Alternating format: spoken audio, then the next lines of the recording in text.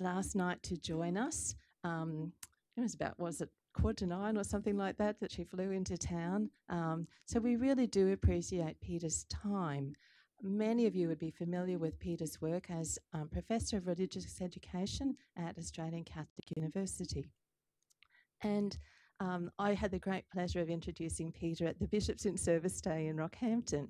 And for those who listen very carefully, you'd be able to do the CV as well, wouldn't you? But one of the surprises for me in learning about people, I had no idea. She graduated from the Queensland Conservatorium of Music. Did you know that? She was a music specialist with Education Queensland. Woman of many talents, do you not know, has taught both in primary, secondary and at tertiary levels. Many people would associate Peter with religious education, but the creative arts, I also think, are a very, very strong suit of Peter's. I was lucky enough to do one of my courses in my Masters of RE with Peter, where she was talking about the creative arts and scripture. It was a delightful course to do. So I'm very grateful for Peta, for both the person that she is. They tell me that she started studying theology in 1983. We're not going to try and do the maths on that or anything like that, but just doesn't that impress you with this lifelong learning? And not only learning about theology, but the ability to teach in a wonderful way. For many of us, you'd be aware of our religious education curriculum. Some people think that religious education is the teaching of religion in classrooms. We happen to believe it's much more than that. It's what happens in Catholic schools all day and every day, in classrooms, but also around our classrooms and in other locations. So I believe today, in inviting Peter to join us for this session today, you'll also have your eyes open to appreciate that religious education is more than the teaching of religion, and being in teaching in a Catholic school is more than just the teaching of religion, even though that's a very, very important part. So, would you join with me in making Peter feel very, very welcome?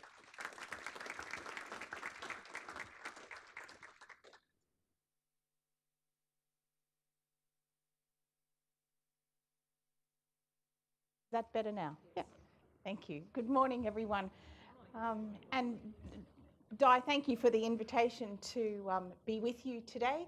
I'm glad God is raining upon us, and particularly for this area of the country. And I'd also like to pay my respects to the Durable people who are the custodians on the lands on which we gather.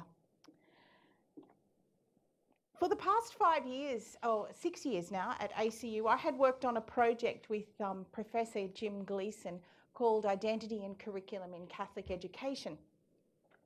And this project was funded by the Diocese of Queensland with funding from this diocese, the Sisters of Mercy, the Presentation Sisters and Edmund Rice Schools Australia. And it originally was an initiative that David Hutton, the prior director of Brisbane, and Professor Murray Emmett, the retired executive dean of education at ACU, had begun some conversations about more than 10 years ago. And their concern was, what is it in the general curriculum that we can bring a Catholic worldview or a Catholic perspective to?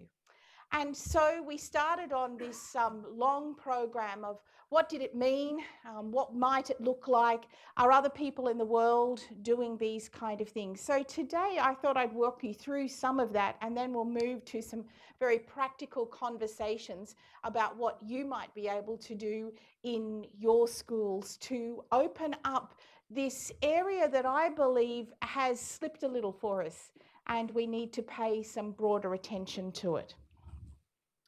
So it's really related to areas of identity, because identity comes through the school curriculum in more than just religious education. As Di said, it's everything that happens within the school. So if someone said, you know, what are Catholic perspectives, I think we can start with a reflection from John's Gospel that says, you know, there are many rooms in my Father's house. Well, when we start to say what's the decor of that room and what might it look like, for some of us we struggle. In fact, I think many of us struggle. We might pick out one or two things and then we say, oh, but it's more than that. So really what happens in this Catholic room, for instance, is really a collage of beliefs and practices. So it's not just one thing, but it's multiple things, and it's also the way in which we remember and celebrate those events.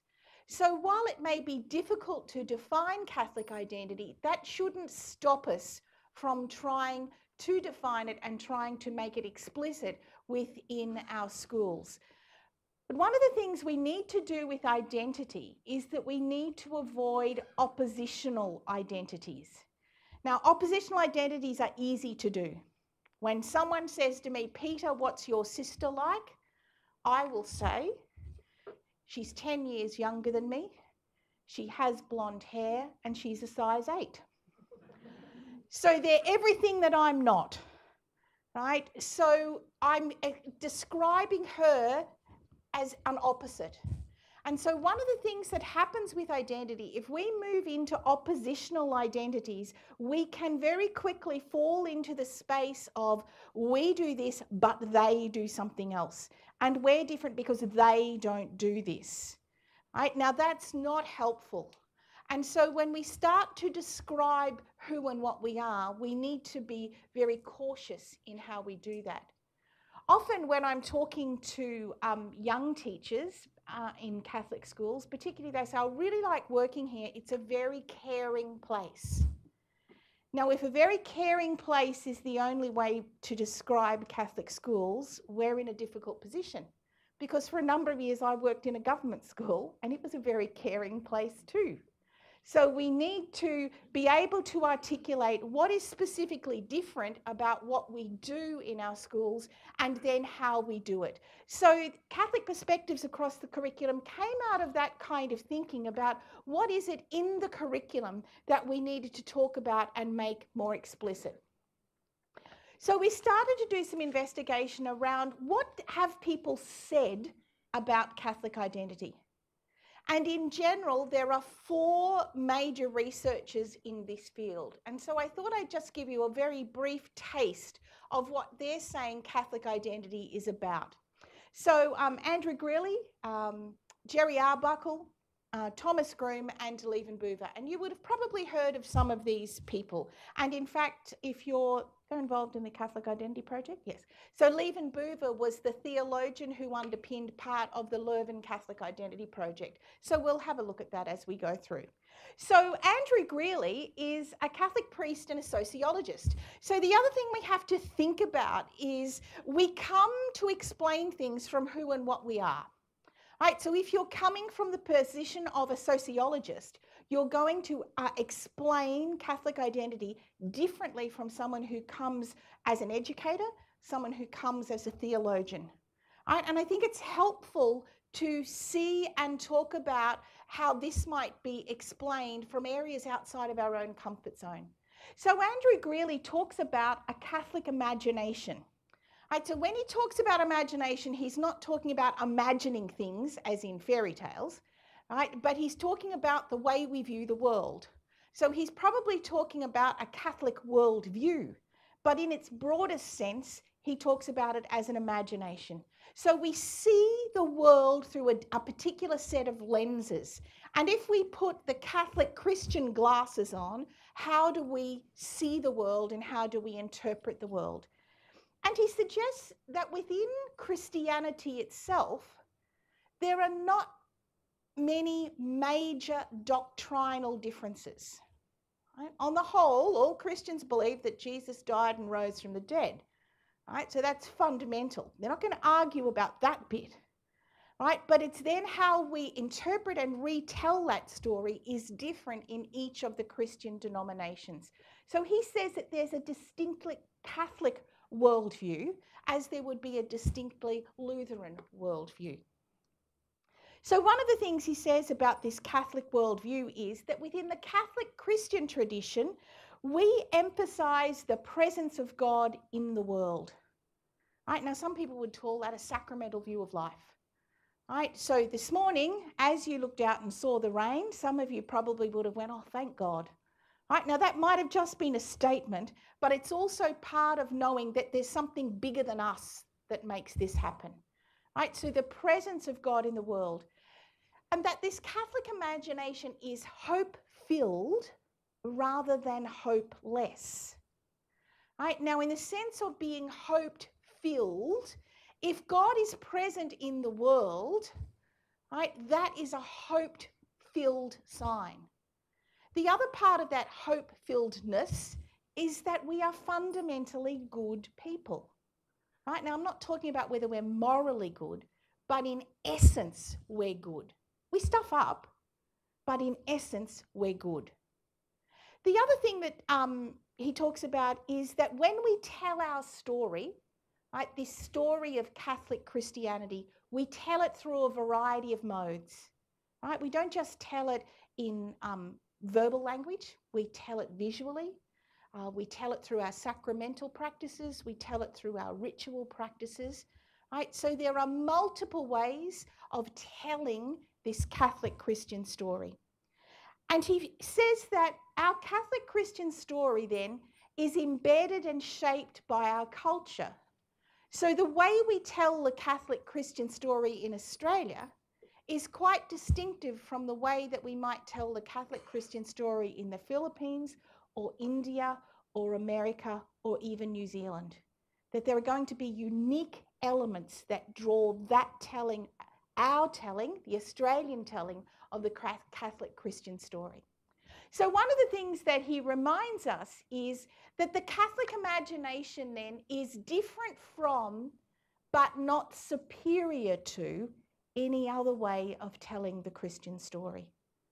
Right? And that's where he highlights, be careful not to fall into oppositional identities.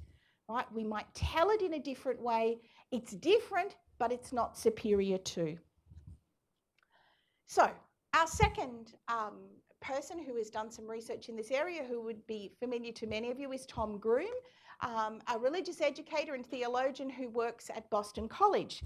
Now, Tom published a book a few years ago called 9 Things That Make Us Catholic. Right? So in this effort to say, what's in this room? Right? What's the collage? What's the furniture like in this room? And he says that there are 9 things.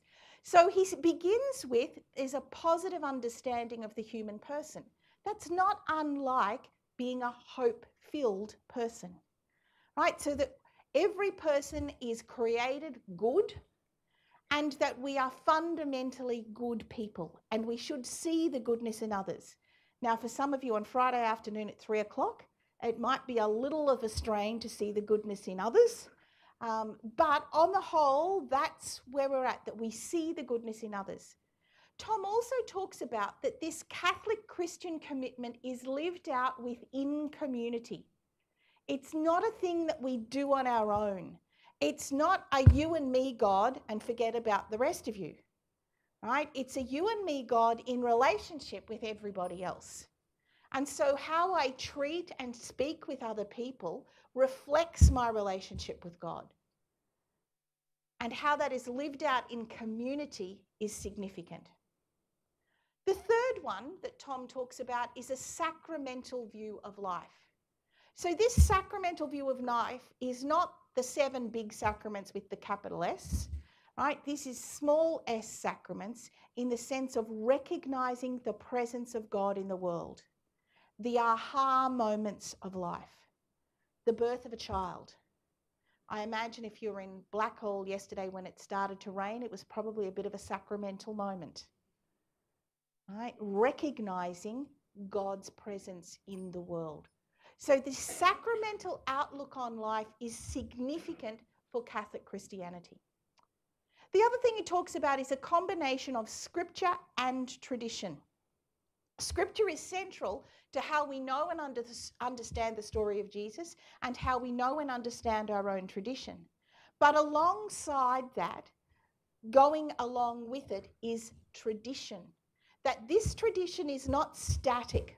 Sometimes you might think it is, but it's not. This tradition is not static, that it shapes and develops over time, and it responds to the culture and the time in which it lives. Right? So we can see the example even related to Scripture. Prior to the late 1800s, we interpreted Scripture in a very narrow way. Today we say, oh, and in fact, Pope Leo XIII said to us, you want to be careful about learning biblical languages, and you want to be careful about too much investigation into the history of where these texts came, because in fact it might destroy your faith. And 50 years later, at the Second Vatican Council, we said, no, this is what really helps you understand Scripture. So tradition shifts, and we interpret who and what we are within that tradition as it shifts and shapes and expands over time. So Scripture and tradition together. The other thing that Tom talks about is this is a holistic faith. It's not just a component of our lives. Right? It is the whole of our lives and how we live it in relationship with others. So it's not a thing we do for an hour once a week, right? But it should have an impact across the whole of our lives.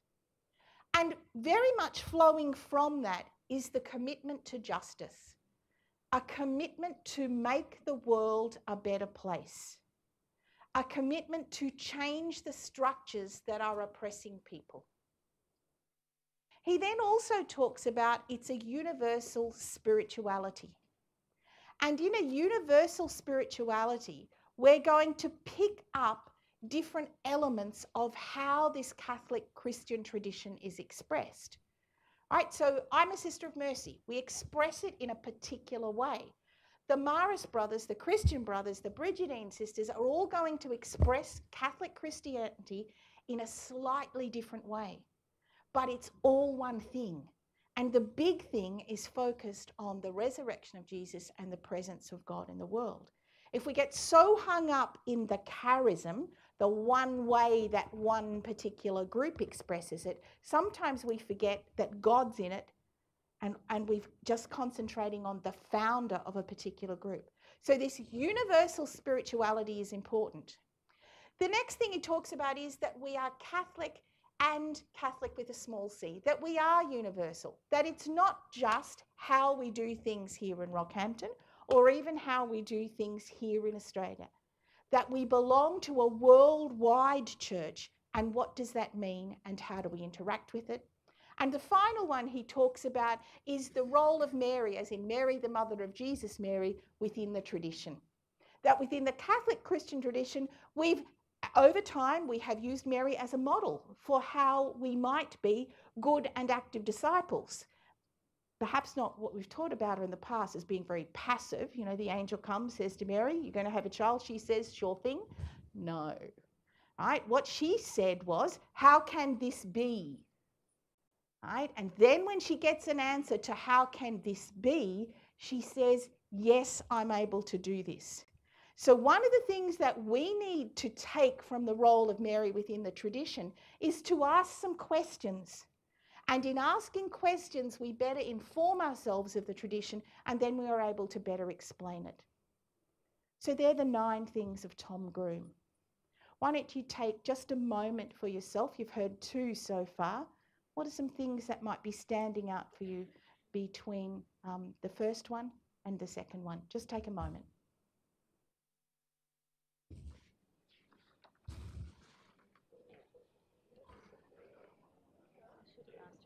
You're happy to share your PowerPoint. Oh, yeah, I meant to say that to you. Yeah.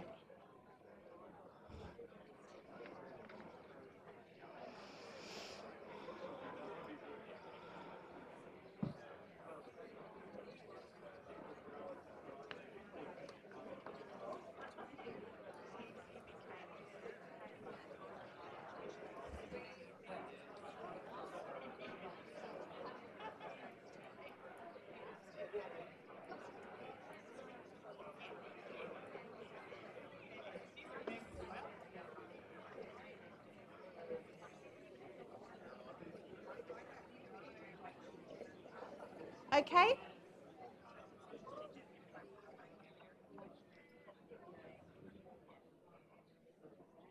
So the next theorist in this space, and by the way, I've just, I meant to say at the beginning, I'll forward the PowerPoint to Diane, and Diane, if you want it, just contact her or contact me directly, but you're welcome to it.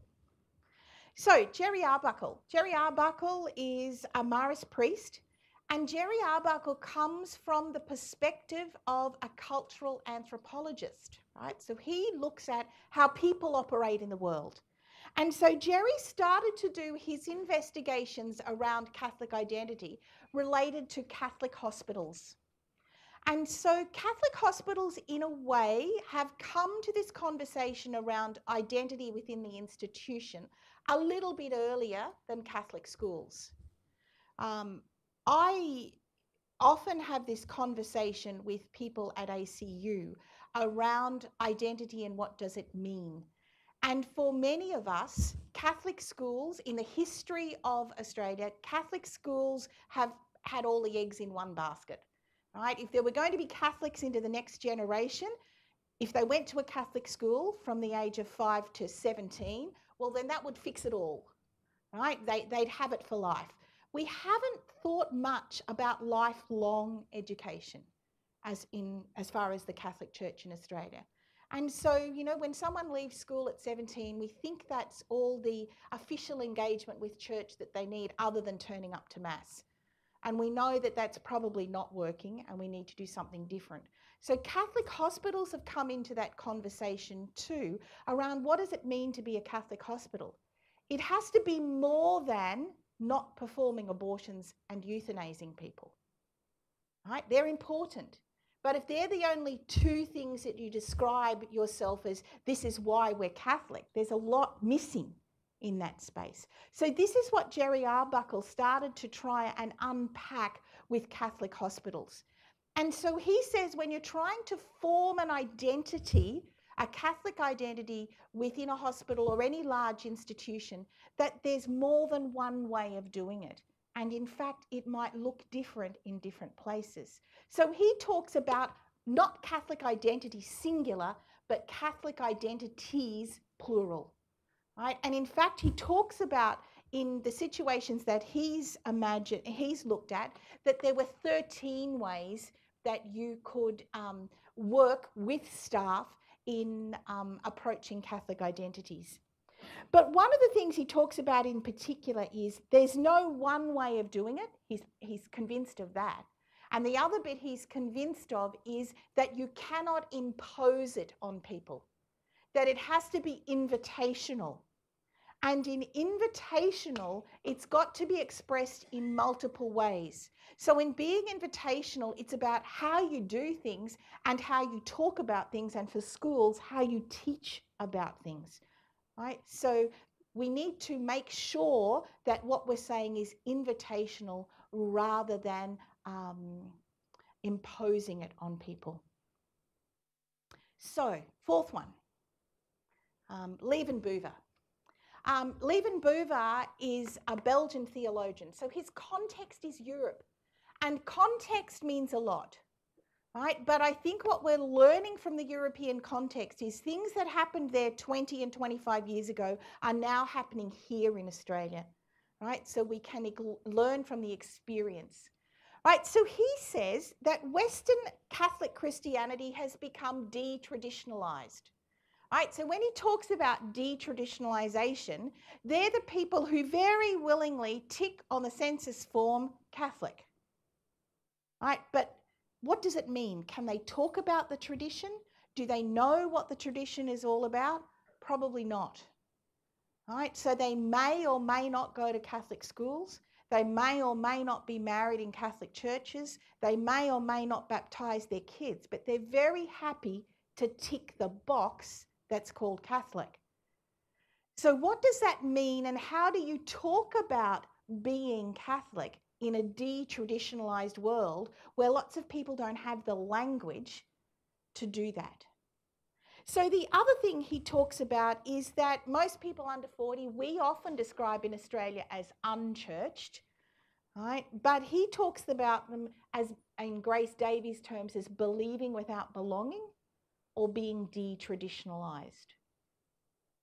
So those who believe without belonging are the people who say, I'm interested in spirituality but not in religion. Right? That's a common sentence. And people who are de-traditionalized draw their ideas from multiple sources. which is a good thing, but you have to know where they've come from. Right? So in talking about meditation, they might say, oh yes, I pray and I use meditation, but their techniques might be from Buddhist meditation rather from the history of Catholic Christian meditation, but they don't know there's a difference. Right? So it kind of doesn't matter in a sense where it comes from, but you need to know what you're using and how you put it together. It's a bit like when you're cooking and you substitute something into a recipe, you've got to know that it's going to work and what it's going to do to everything else. So, in the past, religious identity has been somewhat generational.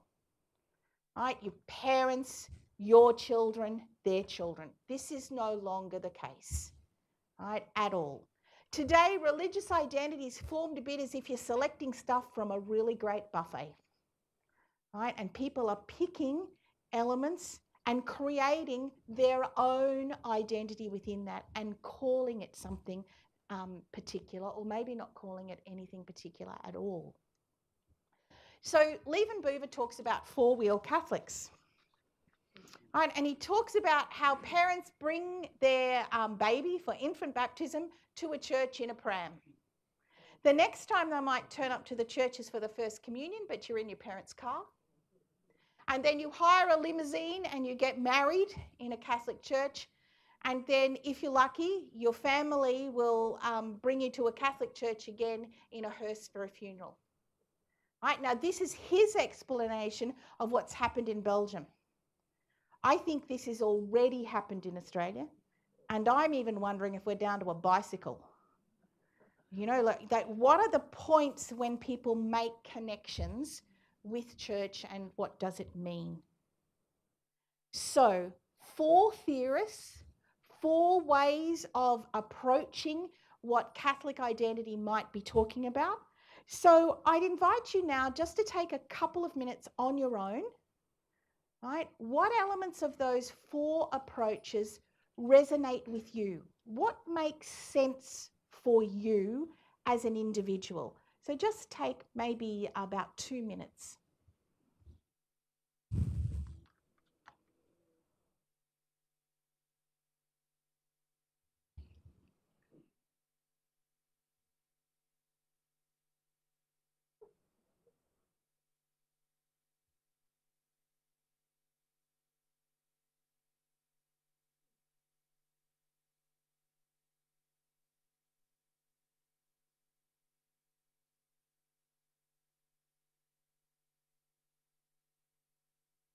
So now that you might have got your own thoughts in order, why don't we go to what John Thornburn says, around the campfire.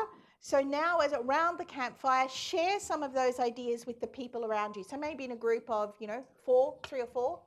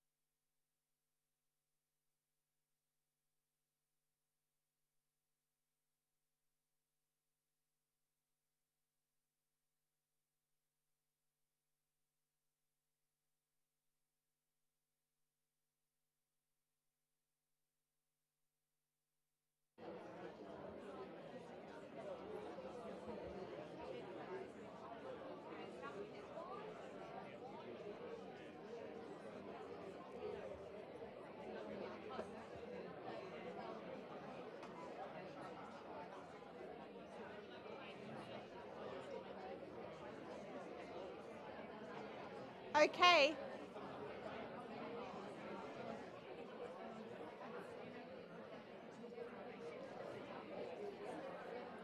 Thanks, everyone. Am I on? Yeah, I think so. So are there any comments or questions? Any comments or questions that you want to put to the floor about what you've talked about? Is it making sense? Is it not making sense? No? Any reflections? Yep, thank you.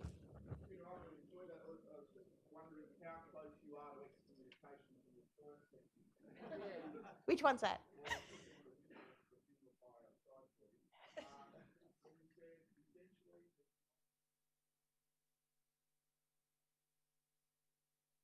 Doctrinally.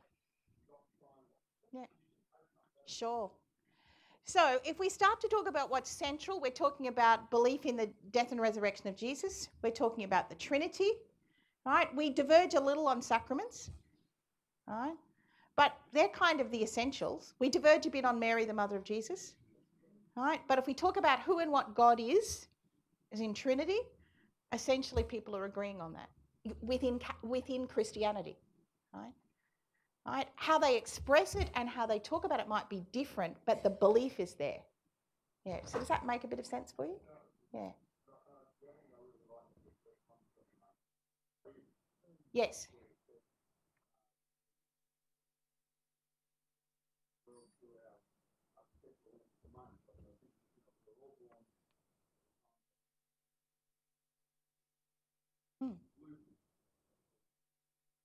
Depended on where you lived when the split took place. Yeah. Yep. And I think the other part of it is we're human. We stuff up, but we have to try to express it in the best way we can, right? So while we are good, we're not perfect. And we have to work at our goodness, if you like, to live that out in the world. Yeah. And sometimes it will be a bit more difficult than others. Yep.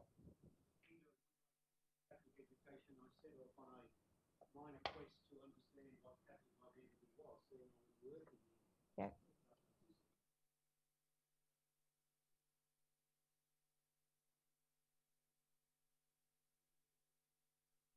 I was going to say it'd be a heavy read. Yeah.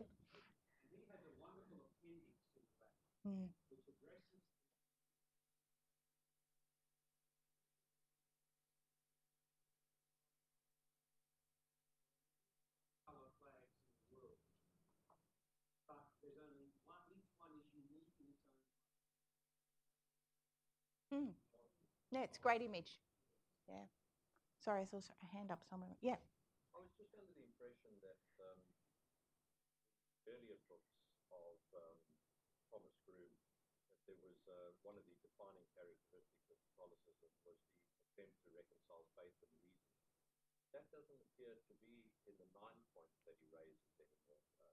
My impression was 20 years ago with his first publication, that was also a defining characteristic, that there is a push within Catholicism to embrace human intellectuality and try and negotiate a path to faith using a way that was quite unique to Catholicism and not to the other faiths. And that's true. I don't think he's really dropped it out, but he hasn't named it as a defining feature, but he would talk about the combination of faith and reason in all of those 9 elements. So when we start to talk about what it means to be Catholic, we have to engage both the head and the heart, right? Or we end up like Maria Harris, the American religious educator, used to say to people, do you want to make kids strong in the heart but soft in the head? Right? And she said, you need both. Right? You need to get them to be able to think about it. See, in fact, this is what, at best, the old catechism stuff was all about. We just thought it was about rote learning. But in fact, while you learnt the stuff, the idea is that you had a language. You were religiously literate at one level. But if the catechism was taught well, it meant that you could move into apologetics. And apologetics was being able to, with reason, define what all of this means and, if need be, argue a case when someone put up the opposite. Right? So to be religiously literate means to have the content, to be able to use it in specific contexts, but then to critique what we're saying about ourselves as well in the light of conversations we have with others. And so this is kind of tied into the faith and reason idea that Groome talks about and how it's underpinned by all of these external expressions of it, if you like. Yeah. Oh. Okay, shall we move on? So this idea of faith-based identity is really becoming quite significant in all sorts of Catholic institutions across the world. So if we start to think of identity, right, it's the core of who you are. It's what we look like, right? It's the families we've come from. It's how we express it. The bit we haven't really paid a lot of attention to is that identity comes through the curriculum that we engage with in schools as well. And I'll talk a little bit about this as we go through. So we also personally have different identities in different contexts, right? So you are, many of you are a parent, a child, an aunt or an uncle, a sports coach, a teacher, a principal. They're all different identities that you bring with who and what you are.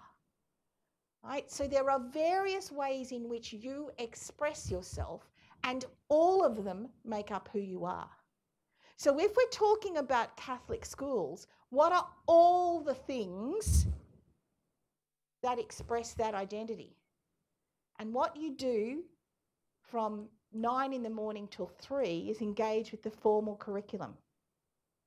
Right? So what is it within the formal curriculum that we might not be paying specific enough attention to related to Catholic identity?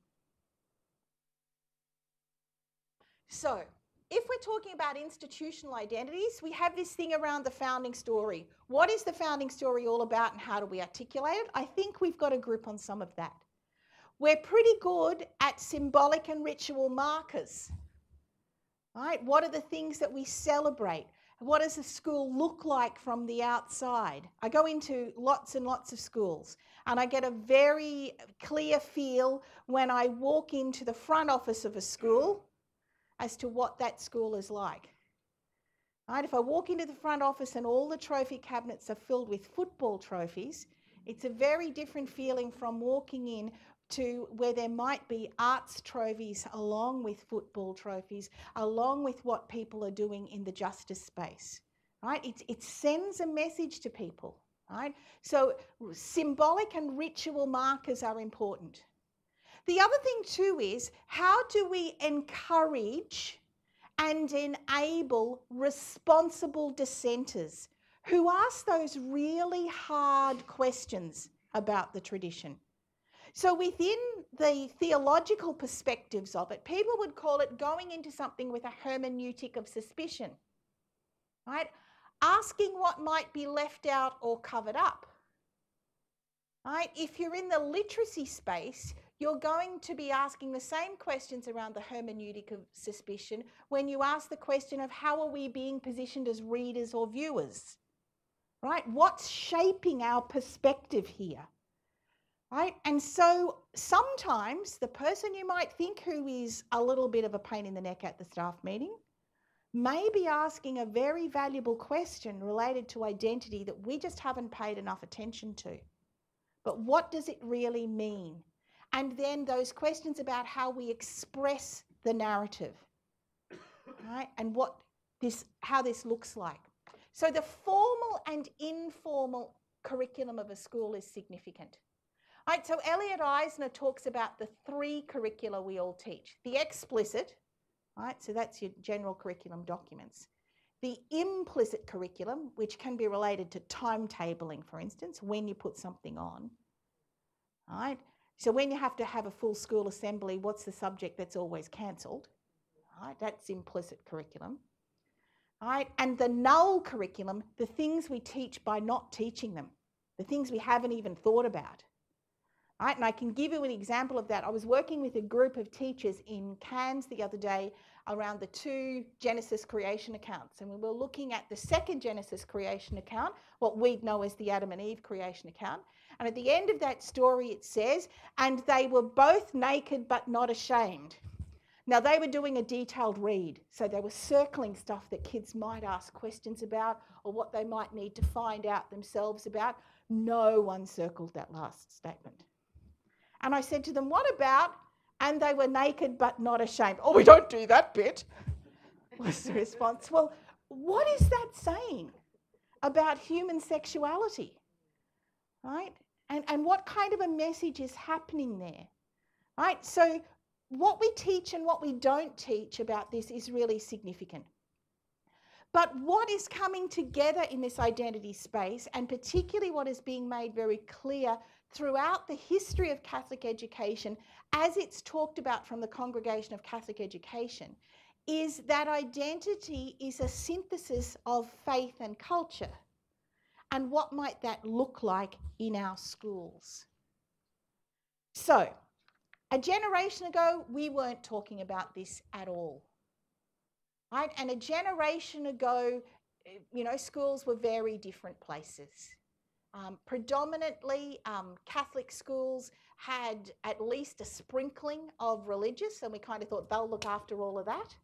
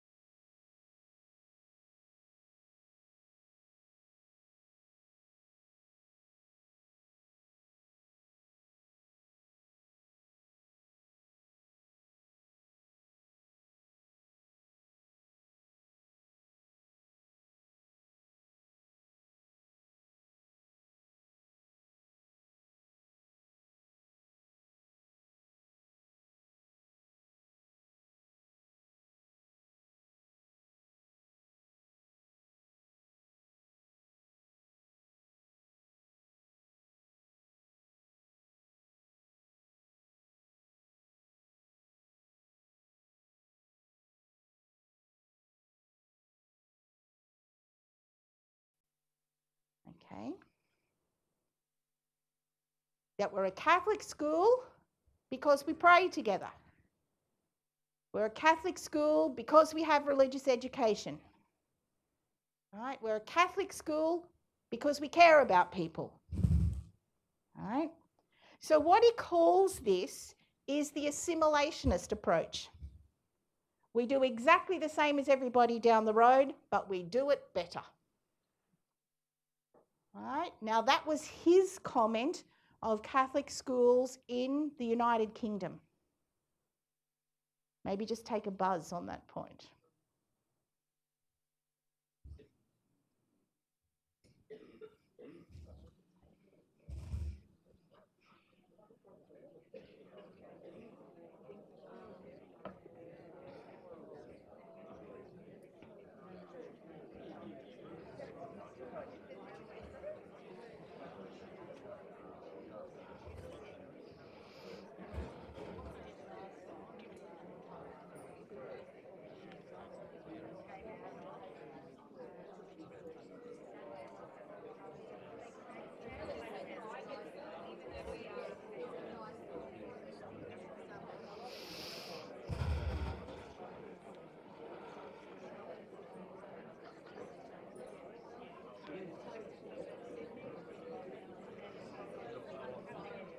Okay?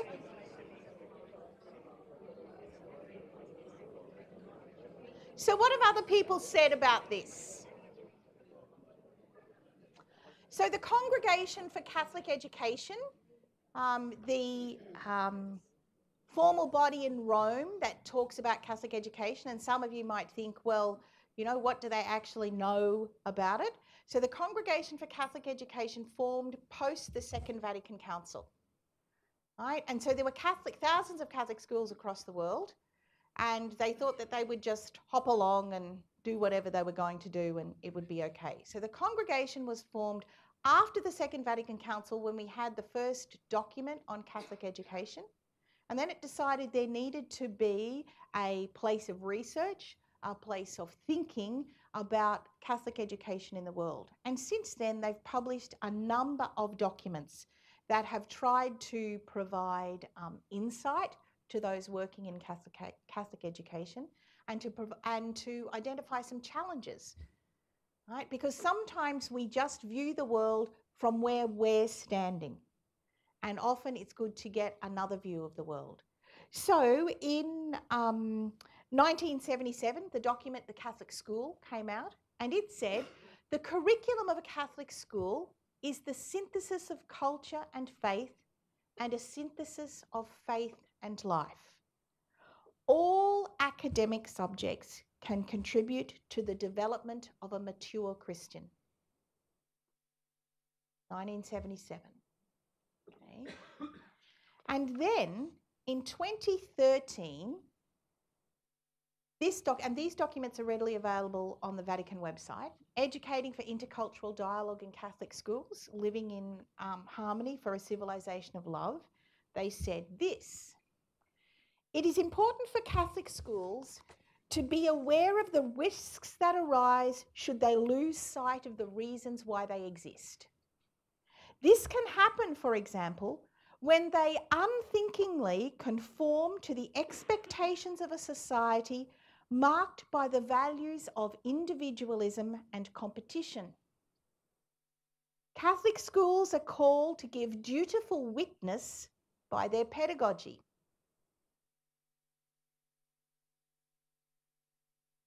I'll give you a minute to reread it.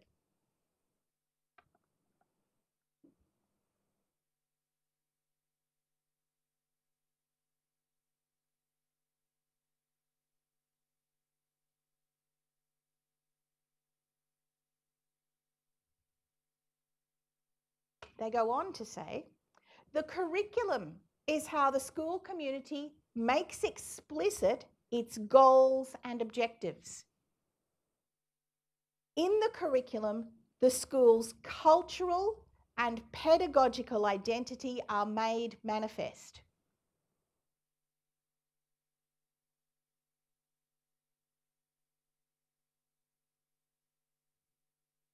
And then it says, Catholic schools are encouraged to promote a wisdom-based society, to go beyond knowledge and to educate people to think, evaluating facts in the light of values. Right? So in a Catholic school, in the light of Catholic Christian values. The curriculum must help students to reflect on the great problems of our time, including humanity's living conditions. Right? They're pretty strong statements. Right? All in the one document. Right? That we unthinkingly conform to the expectations of a society marked by individualism and competition. Right? This is what we do when we put up the rankings related to how many OP1s you get in your school, or this is to do with your NAPLAN results. Right? The curriculum is how you make your identity explicit.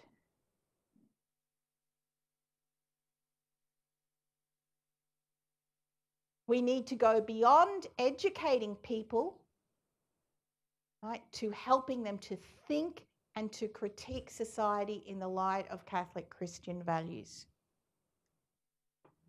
Okay, this is John Thorburns' thing of into the cave, right? So into the cave is when you're just thinking about this for yourself. I'll give you a couple of minutes of into the cave, and then we'll go round the campfire. All right, so given these statements, what resonates with you or what really challenges you? So a couple of minutes in the cave.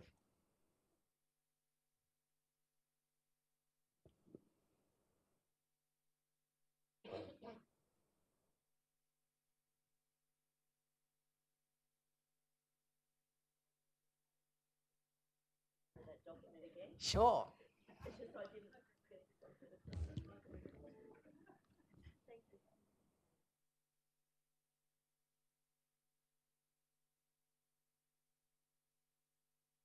Okay, time for the campfire. Go to your groups, small conversation groups.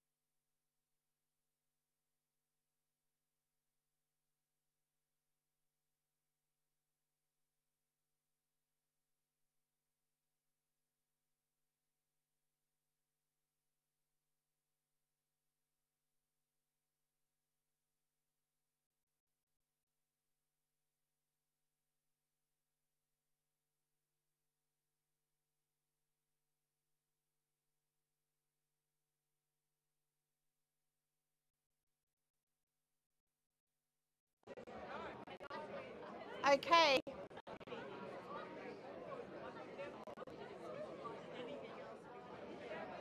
Thanks, everyone.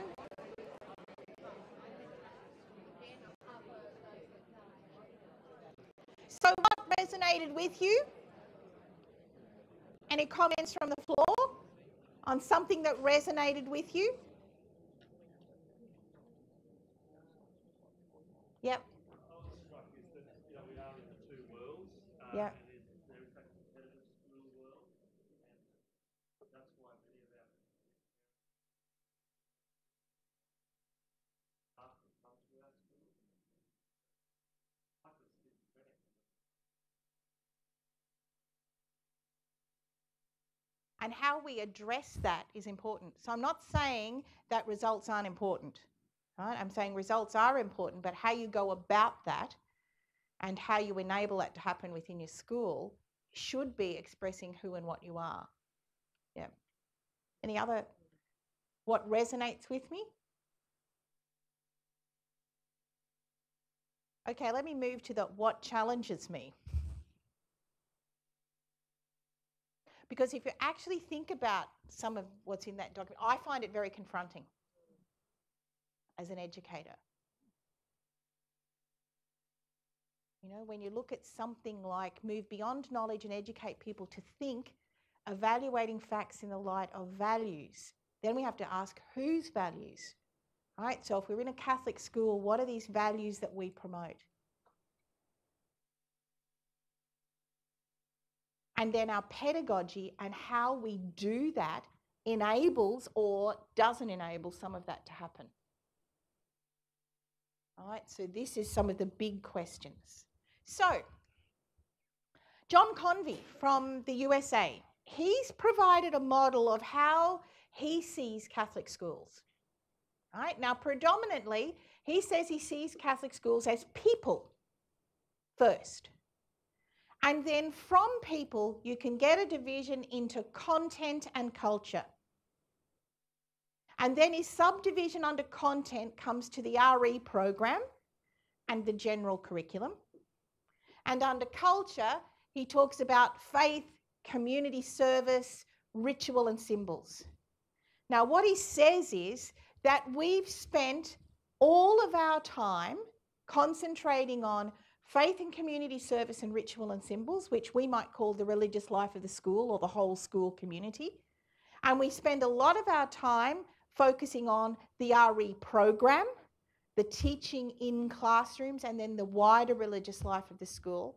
And he says, as related to identity and culture, we haven't spent a lot of time talking about the general curriculum. And he says, and now we're at this point in time where we need to talk about what's happening in the general curriculum. And we're not unique in this space. Ontario Catholic education got full funding to Catholic schools in 1986. We thought we were great in the 1960s. Right, so in 1986, they got full funding Catholic schools. Prior to that, Catholic school teachers were paid quite significantly different amounts of money. But when they got full funding, it meant they were employed by the state. And so all of your school boards in Ontario in particular, but across the whole of Canada, are voted in at local elections, right?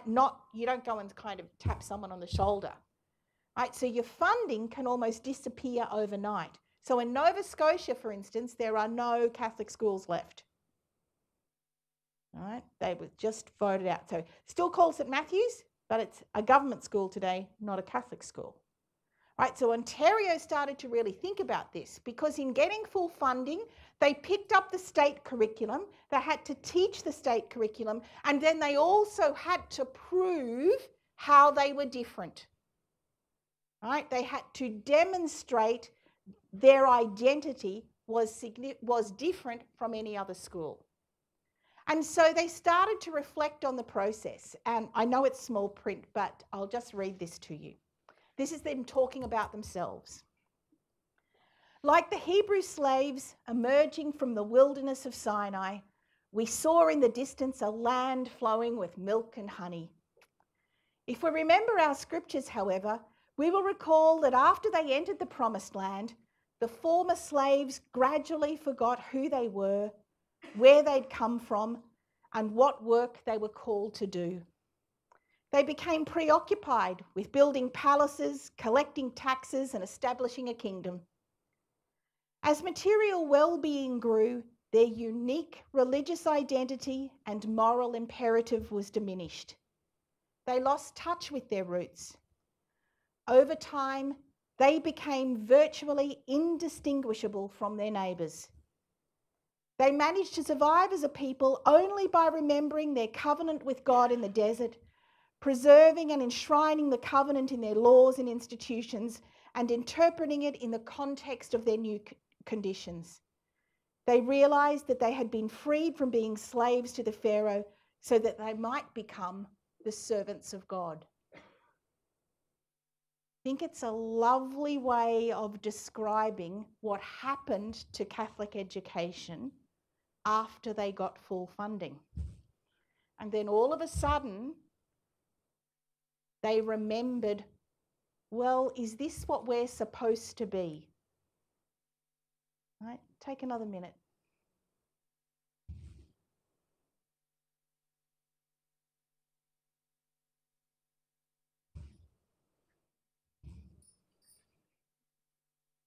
They became virtually indistinguishable from their neighbours. Yeah.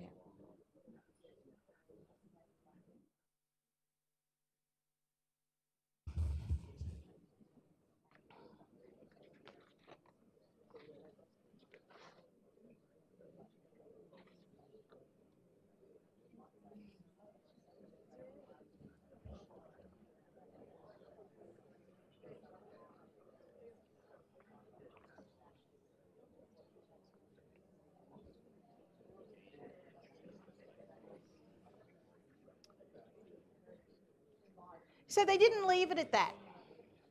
They decided to ask some questions and to re-articulate their identity. And so one of the things they came up with was that they saw that there could be three possible ways to move forward. And they identified these as separation, permeation, and integration. So separation is when you say, we're a Catholic school because we have religious education. So the subject, religious education, in the curriculum carries the burden, in inverted commas, of Catholic identity and what it means to be Catholic. Right? They rejected that model, right, because they said that's not going to work. Okay? They then decided there was the permeation model.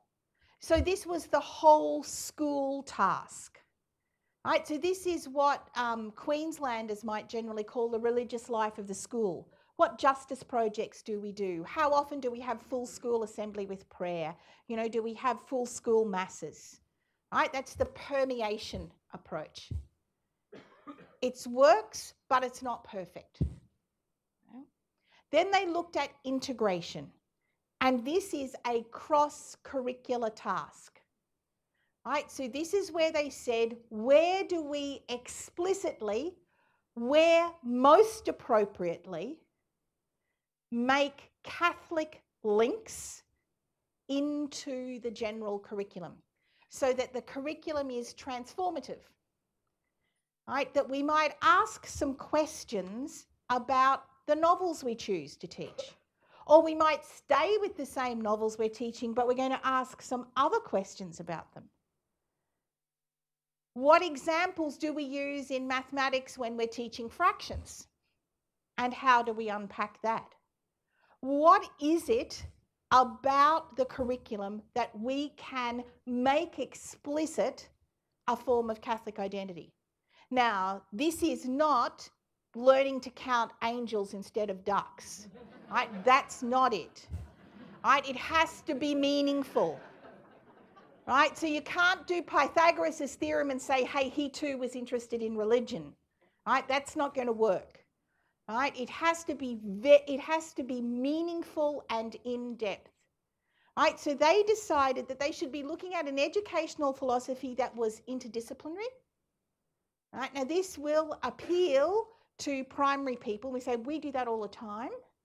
Right? Some secondary people will say we do it sometimes. Right? Secondaries are tending to be more siloed. We would like to think it's not like that, but right, so interdisciplinary work where religious themes and ideas and understandings are included in the conversation about this. Now, in order to do it then, your teachers have to be adequately prepared to have this conversation. Right, so this whole idea of religious literacy has to be spread across the whole of your staff, and it needs to be given the attention it deserves. Right, so that's the position Ontario Catholic Education took up, that they decided to go with integration, formal curriculum integration. So Catholic perspectives across the curriculum then, they are not the cherry on top of the cake. Because after you take the cherry off, you've still just got the cake. All right, looks good. All right, we can show it off in our paperwork. All right, but that's not it. Catholic perspectives across the curriculum has to be like the yeast in the dough. That you mightn't always be able to see it explicitly, but it makes a really big difference to the end product. And in the integration, you have to work hard to knead it in. You don't just plop it in. Right? It's not going to work like magic. Right? There's a lot of hard work associated with kneading the yeast through. And again, these two images aren't perfect, but I think they help us think about what integration, curriculum integration, is all about. And then they come from very important foundations related to Catholic schools. That Catholic schools are places of learning and believing.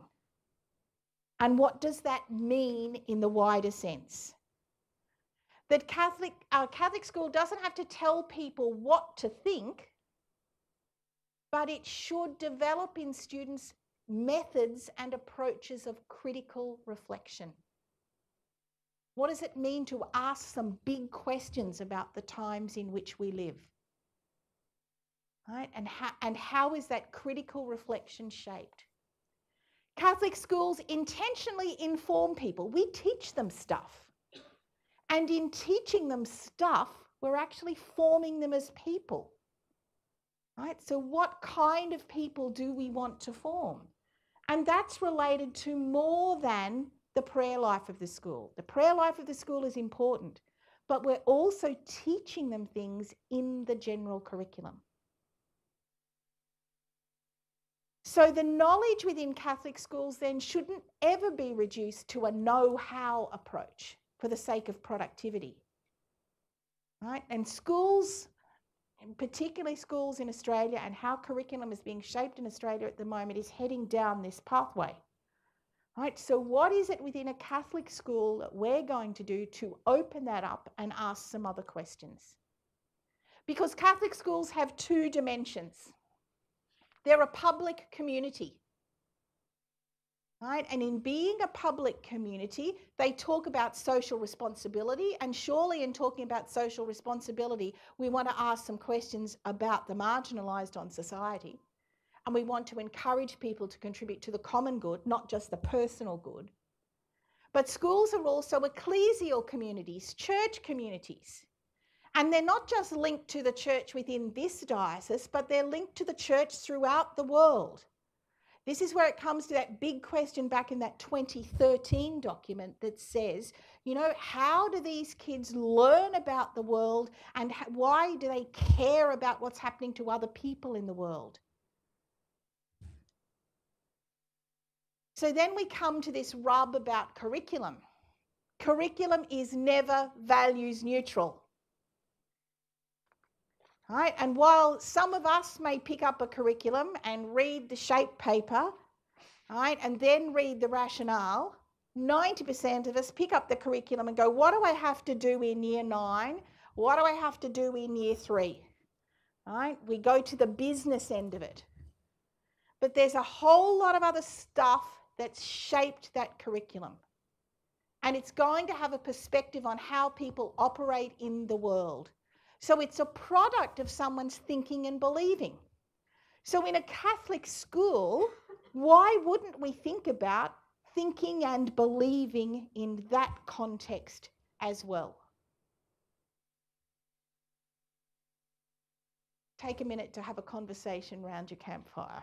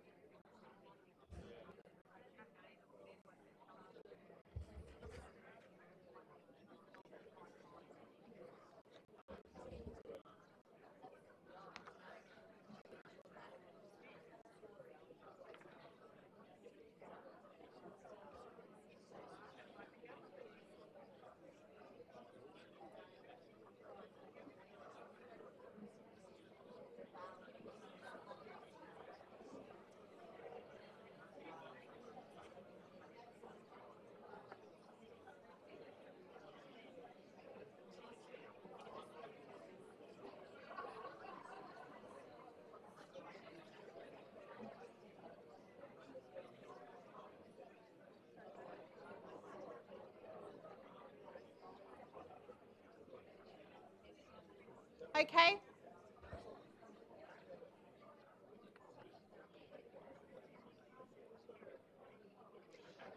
So in addressing this idea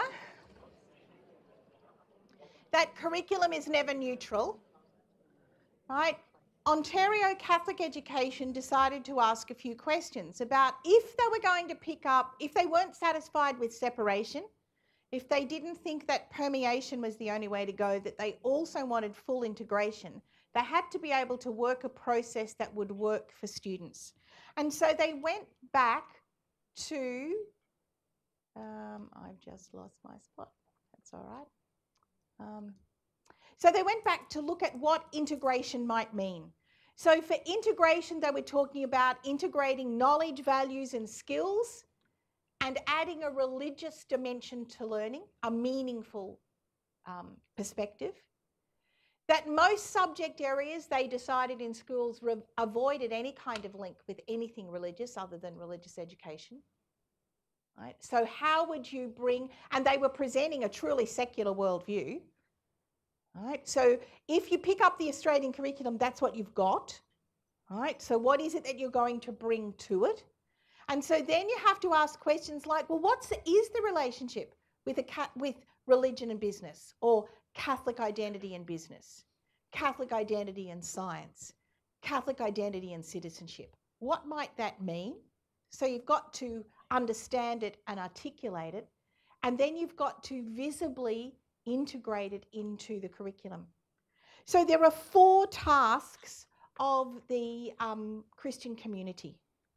And in the 4 tasks of the Christian community, it says that when we talk about kerygma, that we teach, preach, and evangelize. Now, for a number of us, we might think preaching and evangelizing is the only stuff that goes in with kerygma, right? But it's teaching as well. So there's your whole school curriculum. That in koinonia, we are witnessing to the whole communities, and we're probably not too bad at that, right? That's your whole school. In your liturgy, you're probably not too bad at that either, right? And in your diaconia, your care of the rest of the community, right? We're pretty focused on that. But we need to go back to this first one, that it's more than preaching and evangelizing, it's also teaching. So the Ontario people went back to a statement from the bishops of the USA, because they said, how would we bring this and make it tangible for teachers in schools? So the bishops in the USA had said earlier, there are many innovative efforts by Catholic educators to communicate the social doctrine of the church, the social teachings of the church. At the same time, however, it's clear that in some education programs, Catholic social teaching is not really shared or sufficiently explicit and integral. As a result, far too many Catholics are not familiar with the basic content of CST. More fundamentally, more Catholics do not adequately understand that the social teaching of the Church is an essential part of the Catholic faith. This poses a serious challenge for all Catholics, since it weakens our capacity to be a church that is true to the demands of the gospel. So Ontario Catholic Education picked that up. And they said, why don't we try to use Catholic social teaching as the integrating element? Right? So then they had to do some investigations around what Catholic social teaching as an integrating element would be. So they worked with the 6 principles or themes of Catholic social teaching. Now, depending, if you Google it, you'll get 6, 7, 8, 9, even up to 12.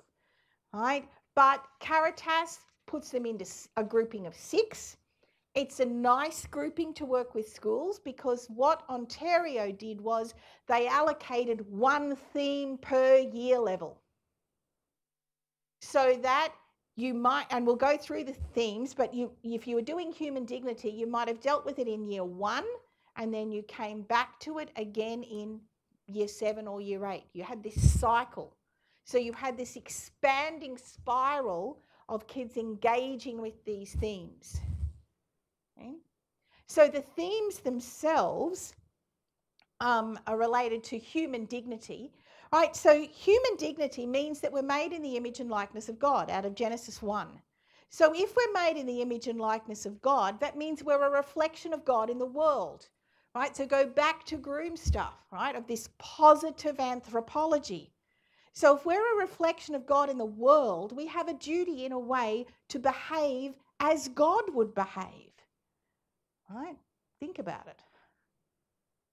So it relates to how people are treated in working conditions. What's a just and valuable way to look at people related to work? What does it mean when we see inhumane treatment of workers? What does it mean when we're buying those goods, right, as a consumer? When it talks about rights and duties, how does that play out within a political system? What does it mean in reference to the United Nations Declaration of Human Rights?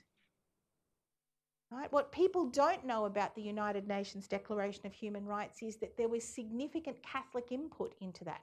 Jacques Maritain, the Catholic philosopher who was at the time ambassador to the Vatican, was one of the key writers of the Declaration of Human Rights.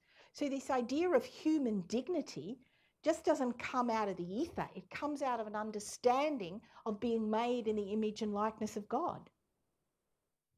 So then human dignity expands to ideas of authentic human development. This is the terminology that's being used at the moment in the Vatican.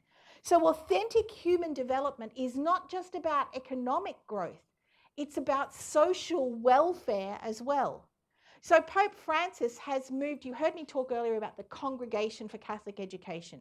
We used to have a Congregation for Social Justice, right, and a Congregation for Welfare. There were lots of congregations. Pope Francis has decided that that was too siloed, so he's now given them a new name and amalgamated them, and he's called it the Dicastery of Authentic Human Development. So he's brought the economists together, the justice people together, the people that are looking into child slavery. They're all in the one building now, and they're all having cross-fertilized conversations about what can be done. So that's what authentic human development is about. Right? So you've got to have clean water, but you've also got to have schooling. You've also got to have some rules to do with democracy and government. How do you bring all of that into line? And Pope Francis then particularly talks about human dignity in Laudato Si, when he talks about anthropocentrism. Anthropocentrism is when we think we're the centre of the world and we can do whatever we want. So that's related to rampant consumerism. Right? So that's about the human dignity of everybody, which links into the common good. Right? So the common good is not something of the good added up and we get the average. Right? The common good is about, is this good for everyone? Whose voices in the conversation are being heard or not heard? Think about when you're teaching, citizenship in year 3 or senior economics. If you're not talking about the common good and asking some questions about who's in the conversation and who's not, right, they're big issues. That's bringing a Catholic perspective into the curriculum. The common good goes beyond people to the world, to how the environment operates. So if you're talking sustainability, which is one of the threads through the Australian curriculum, why aren't we talking about sustainability related to the common good as well? Right? All these opportunities are there. Preferential option for the poor, right? Sometimes we think preferential option for the poor is I can opt in or out of this. No, but the option is I am opting for. My first preference is to ask what's happening to the poor and marginalised. Now that could do with working conditions, that could do with environmental conditions, that could do with people with disabilities, that could be people, elderly people. That's related to some questions why the Catholic Church is commenting on what's happening in aged care facilities at the moment. That's part of preferential option for the poor. right? Who is going to speak on their behalf and for them? Preferential option for the poor too grows out of Paulo Freire's pedagogy of the oppressed, right? So every educator talks about Freire and pedagogy of the oppressed. But Freire will tell you himself that this was influenced by his belief stance as a Catholic and what was happening within Latin America. And while the theologians were talking about it theologically, he was talking about the same things educationally and how that played out. And so he talks about the model of social analysis of see, judge and act, the old Cardine model, right, that's used in religious education when kids are looking at social justice issues about what's happening in the world, the see bit. The judge bit is let's reflect on it. What do I need to know? What more do I need to find out about it? Now that I know this, what am I going to do about it immediately and in the long term? Go to your HASS syllabus. Your HASS syllabus says from year 4 onwards, what models of decision making are students going to use to investigate these issues? There's one model of decision making that enables people to bring in a conversation about what the tradition has said about this and how might you have a particular lens on explaining that. Stewardship of creation. Right? Why don't we in Catholic schools call sustainability stewardship of creation? Because that's what it is. Right? And why do we care about it? Because we are co-creators with God in the environment.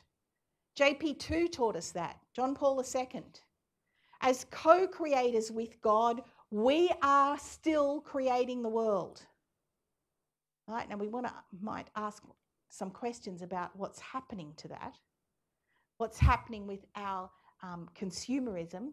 Are we good co-creators or not? Right? And Laudato Si very clearly names that for us, that it's not just about care of the environment, but it's also about what's happening to the poor, because poverty and the environment are very closely linked. And therefore, what I do under global solidarity, under this theme, is that I am my brothers and sisters' keepers, that I should be caring what's happening to people in Bangladesh, that I should be asking some questions about what's happening to people in China, right? And how do I raise those issues and what do I do?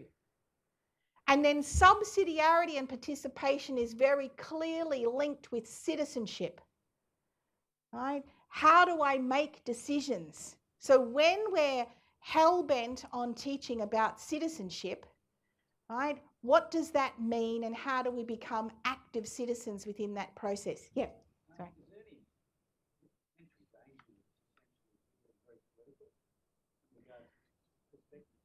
Isn't curriculum political? But how do we get to open that conversation up? It can be, but it need not be.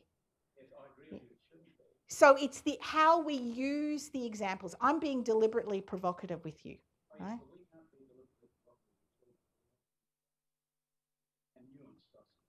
I think the word is nuanced in it, but we need to provide them with contestable materials. We need to do that even within religious education. We do select the materials. So what are the questions we're asking about the materials? Right? Is this just my perspective in this material? Let me give you an example. So when I was writing some stuff for one of the SOR textbooks, we were supposed to write something related to how people's religious beliefs impacted on their social action. Right? So we chose John Flynn, you know, as in the Flying Dr. John Flynn, right? So John Flynn is a Presbyterian, right?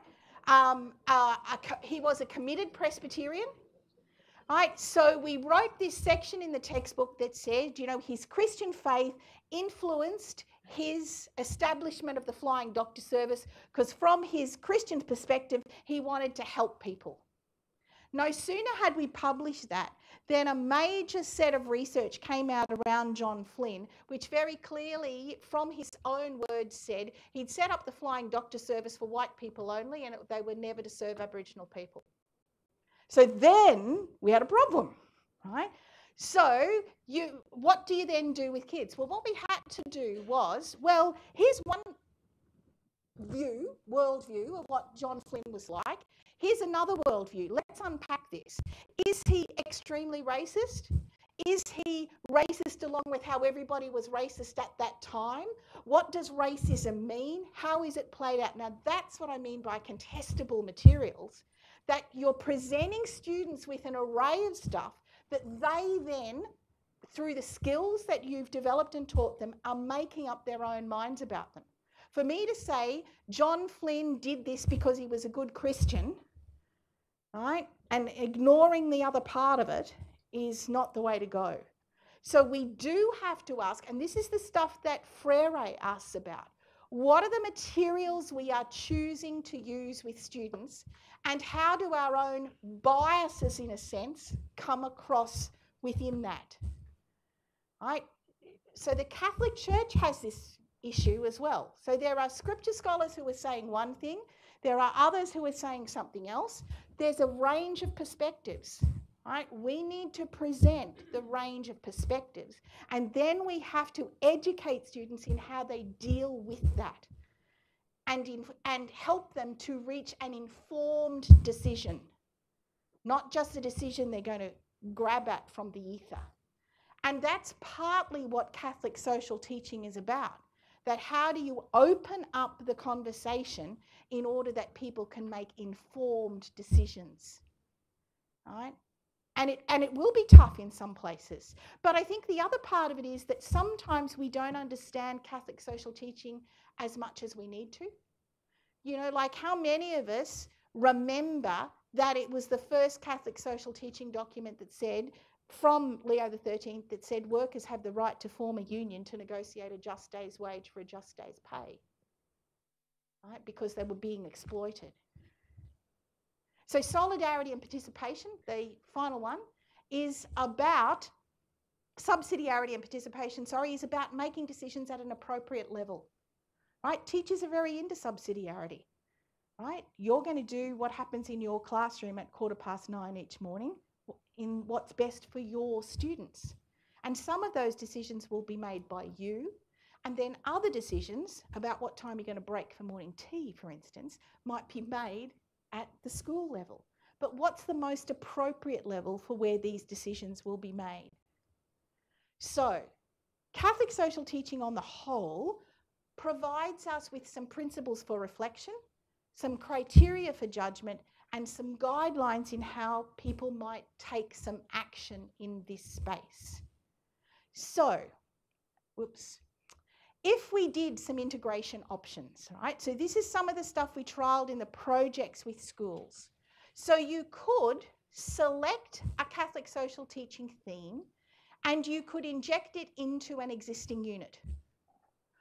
Or you could use, so this is where your curriculum development stuff comes in, you can use a multidisciplinary unit. So visually they'd look like this.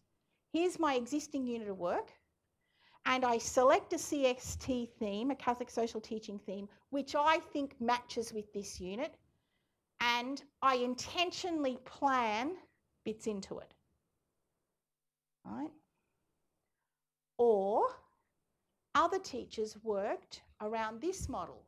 So they said, no, I think the theme for me is the common good. And then I can start to work out what my literacy happens here, what's going to happen in numeracy, what's going to happen in RE, and how that connects to my major theme. Right, you see the difference in the planning process? So what I'd like you to do now in your groups of 4 or 5 is to do a SWOT analysis of those two models. Right? What are the strengths, weaknesses, opportunities, threats of what I call the injection model, right, where the CST theme gets injected in, and then what are the strengths, weaknesses, opportunities of threats of where you put a theme at the centre and then you relate it that way. So this is going to take you a little bit of time. All right, so SWOT analysis in groups of 4, and you've got a handout there, and it's on pages 5 of your handout.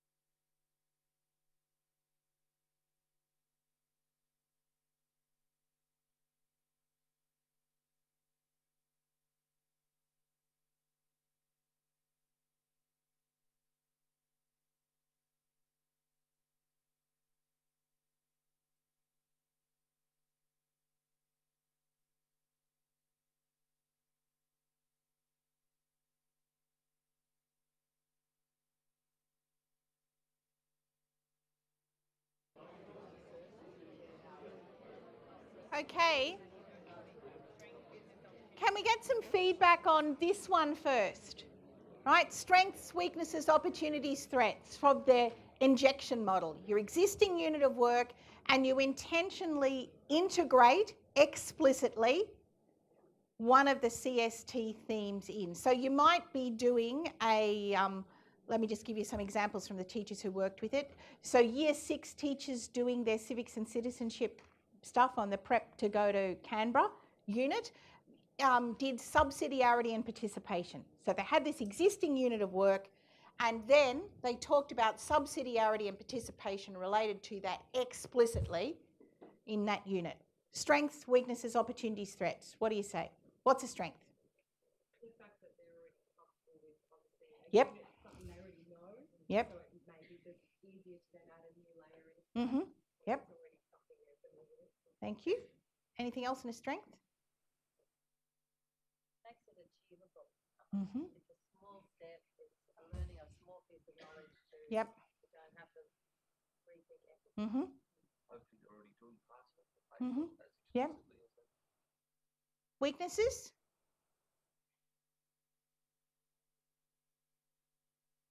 Yeah.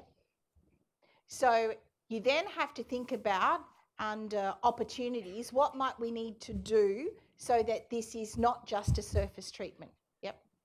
Just the understanding of it from Yep. the education and staff. Yes, So it doesn't just become a token step. exactly. Yep. Going for the holistic. Yes. And so it might be that I'm a welded on person related to stewardship. And so that everything I do is naturally going to be talking about stewardship, but I might leave the others and never touch them. Right? You know, so if it's just left up to the teacher and the unit of work, right, it can be a little ad hoc in that space. Okay, if we went to this model, right, now we worked with some teachers who did this as well. So this, in a sense, worked when all of the Year 4 teachers got together and did their group planning. So their focus shifts from this is what I'm going to do in literacy and this is what I'm going to do in numeracy and this is what's happening in RE, to say, no, here's the theme we're going to address for this 6-week or this term period, and then I'll think about what I'm going to add into it. Right, so I'll give you an example. This was a Year 4 example to do with HAS particularly, but they managed to link everything in. So it was the common good. It was about the opening up of a new housing estate not far from the school and what was going to be good for everybody. So they talked about in RE, right, what did the common good mean and how did it relate? So it matched to one of their RE units of work that was happening at the time. Then in numeracy, their mathematical stuff was related to percentage of people in the area, you know, who was coming, who wasn't. They then did something in the arts. Their literacy books were related to what ideas to do with the common good. So they picked some text for students that was related to what's good for everybody rather than just what's good for one person. Their technology, in fact, was linked to RE because when it came time to do that, class was rostered on prayer for assembly that year, that term. They worked their technology into their RE and their prayer. And so one of the things we asked the teachers was, what was it like for you in planning it? And the initial kind of conversation said, we thought it would be a really lot of work. But in fact, when we did it, it wasn't. That we were actually getting more connections than we had previously thought, which kind of surprised us. You know, that was a good thing. So let's just look at a SWOT analysis of this model. It does turn your thinking upside down because you're not starting with the subject areas. You're starting with a theme. Now, sometimes that's easier or not for people. Strengths, weaknesses, opportunities, threats in this one?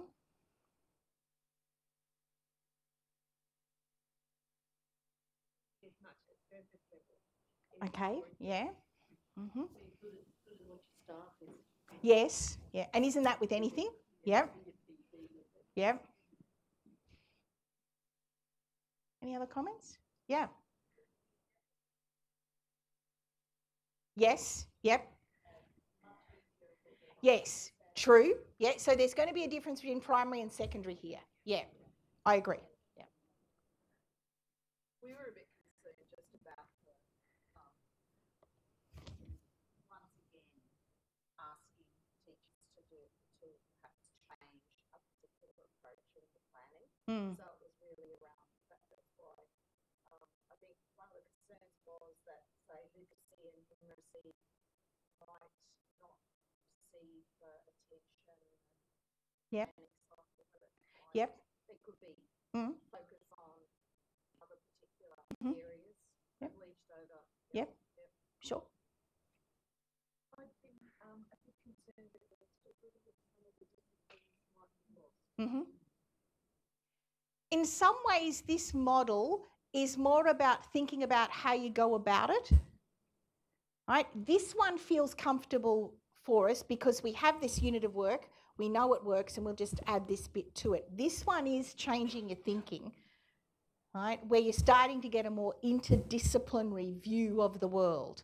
Now, the worst part of interdisciplinary work is an example of, I once worked in a school with integrated studies, you know, and everything kind of got shoved into year 8 and year 9. It was a bit of a disaster, right? That's not what I would think this has to look like, right? Where you get so integrated that you don't know what anything is anymore, right? You still need to maintain the disciplines around the outside.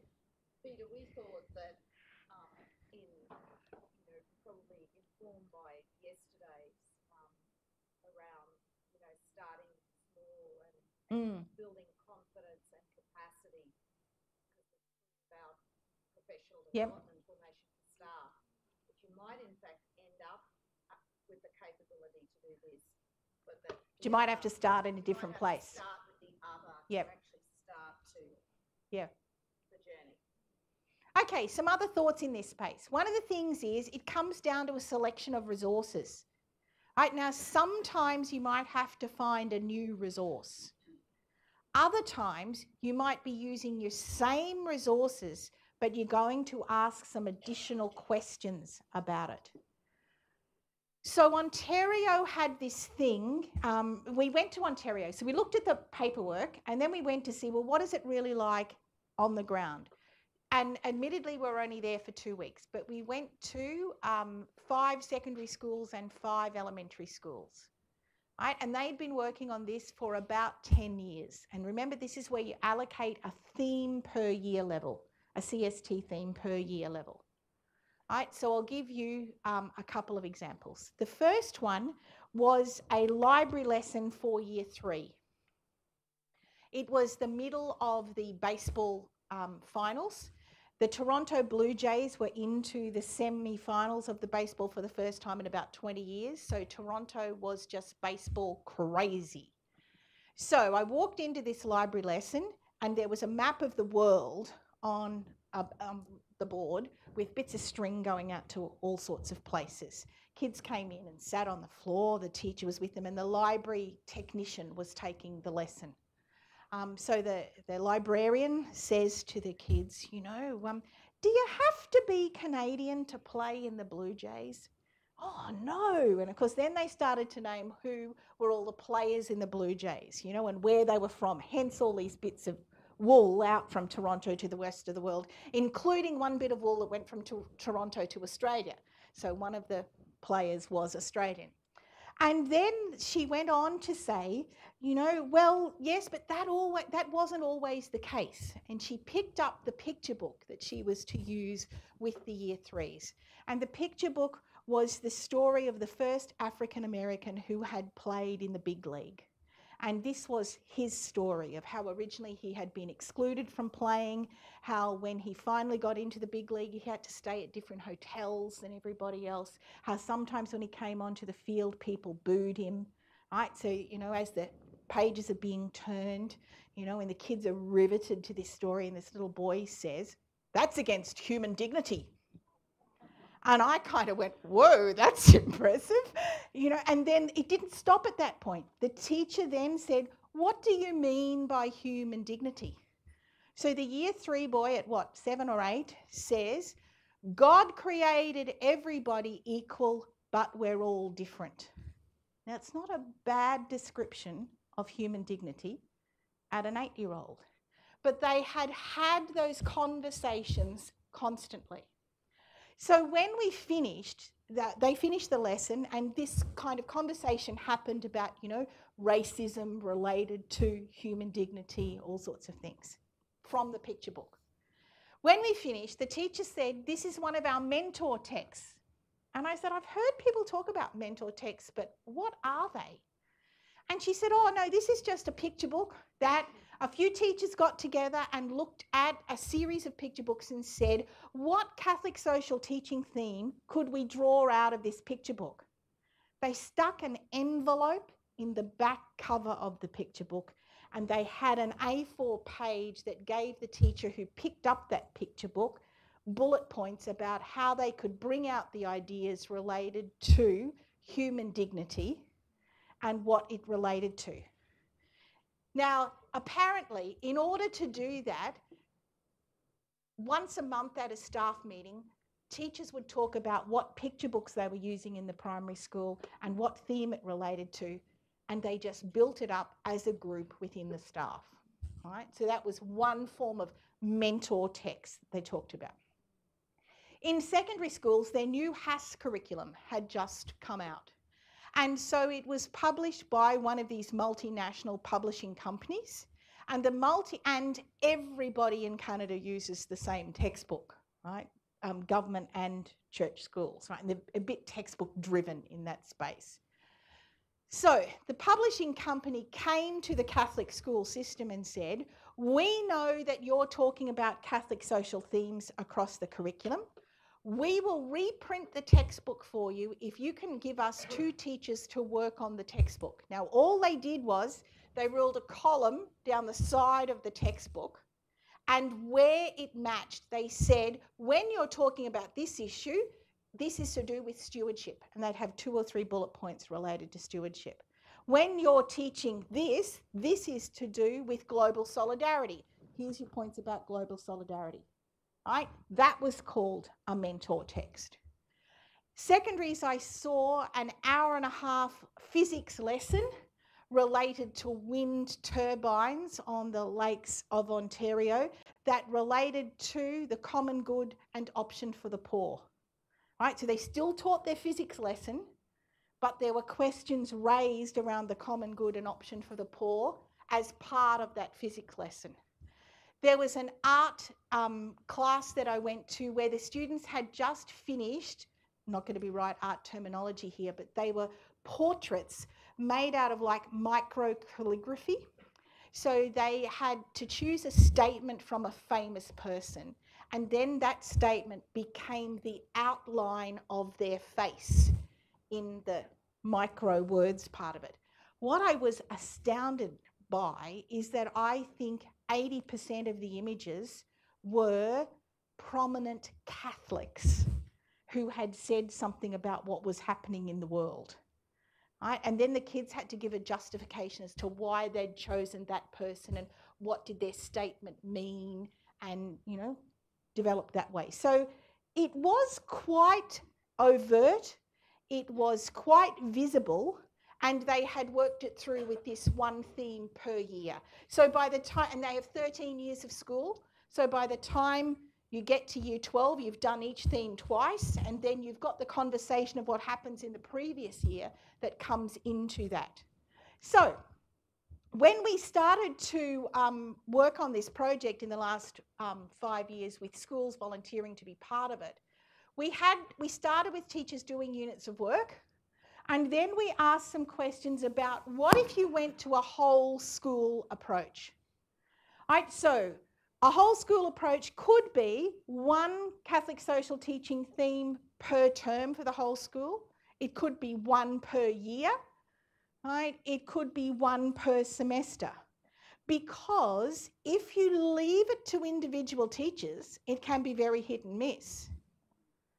Right? So now, if you wouldn't mind taking a few minutes around a SWOT analysis about what are some of the strengths and weaknesses of whole school approaches to this, and what would it look like, right? So a SWOT analysis related to a whole school approach. A few minutes in your groups.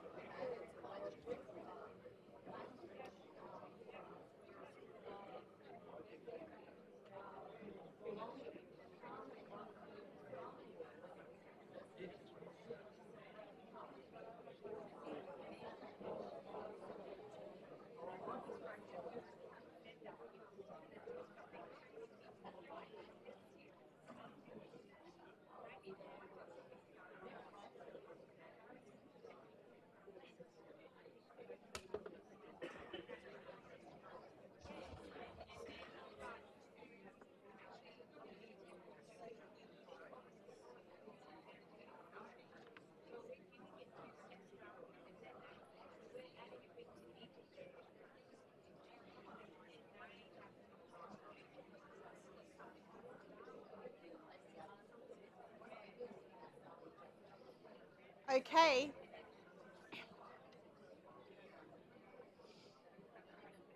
Strengths, weaknesses, opportunities, threats.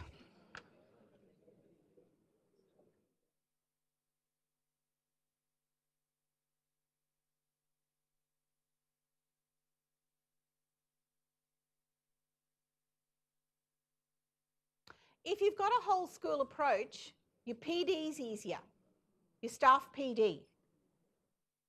So if you decide, see, remember in a whole school approach, one of the schools, Our Lady of the Angels, they decided to do a CST theme per term for the whole school, so that their PD was on stewardship in term 1.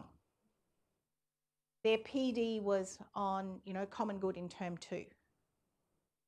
Right? Its weakness is how you differentiate across year levels, right? But it does solve your PD problem, right? And it does assist you in getting all teachers, on the same page related to that. What other strengths and weaknesses do you see with it?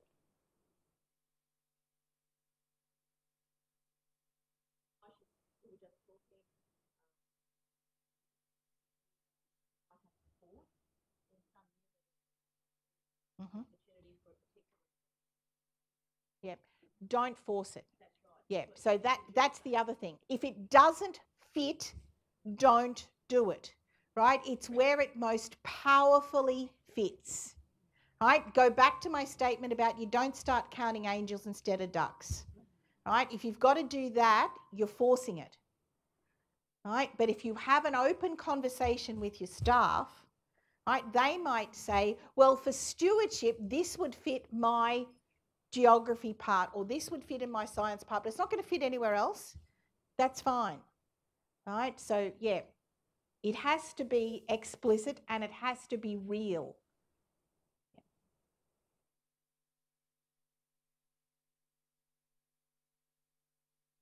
Yeah.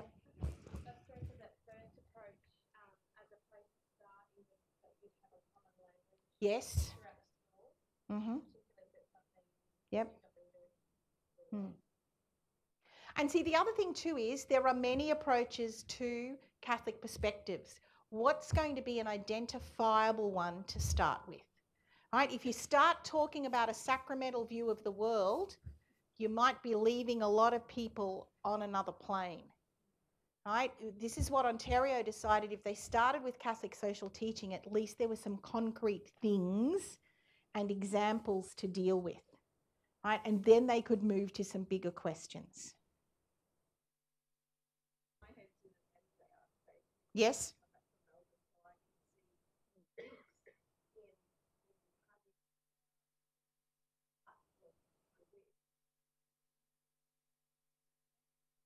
flexibility for us about where Catholic social teach fit into those NJR core concepts. And that could be another way of Sure. pulling them together in an authentic way. And it's got to be authentic. That's the thing. Yeah. A lot of the NJR stuff feels like human dignity. Yes. Yeah. How do we treat people?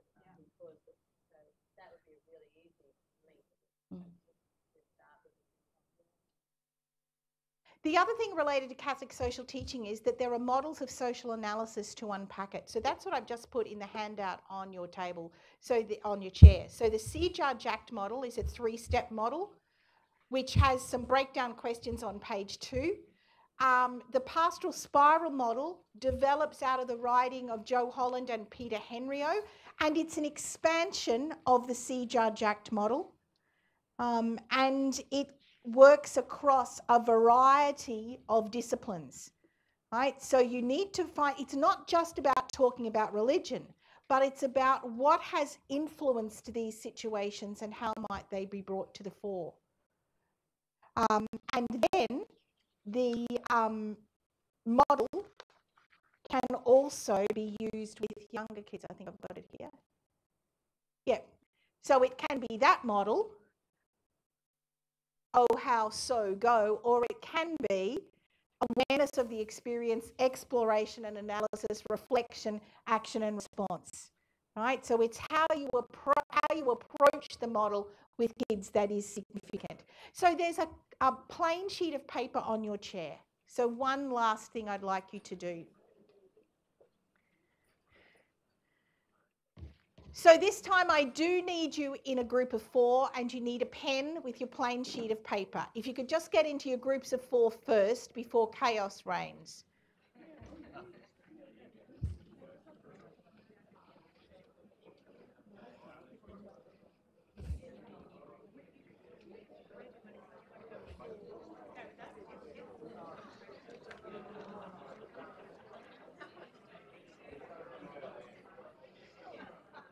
Okay, you're in a group of 4. Here's your task. Right, this is called a yes and. Okay, so the question that's being posed is, how might Catholic perspectives be made more explicit across the curriculum? Right, so your sentence will begin with, Catholic perspectives can be made more explicit across the curriculum. And you're going to finish that sentence. Each person is going to write that sentence in the first time. Right, so just hang on till I give you all the directions. Right, and then after a minute, I will say rotate, and you are going to give your sentence to the person on your right. So you're going to give them the piece of paper. Right? It'll be the person on your right. And the second person will write yes and they're going to add something to it. There are no buts. Right? So let me give you an example. We're going to cement the whole of the playground. Yes. And then we could put high-set vegetable gardens around the edge. Right? So it's not, we're going to cement the whole of the playground. No, but you can't do that because they'll all skin their knees. Okay? So it's a yes and. Right? So your question is, how might Catholic perspectives be made more explicit across the curriculum? Catholic perspectives can be made more explicit across the curriculum. You finish the sentence now.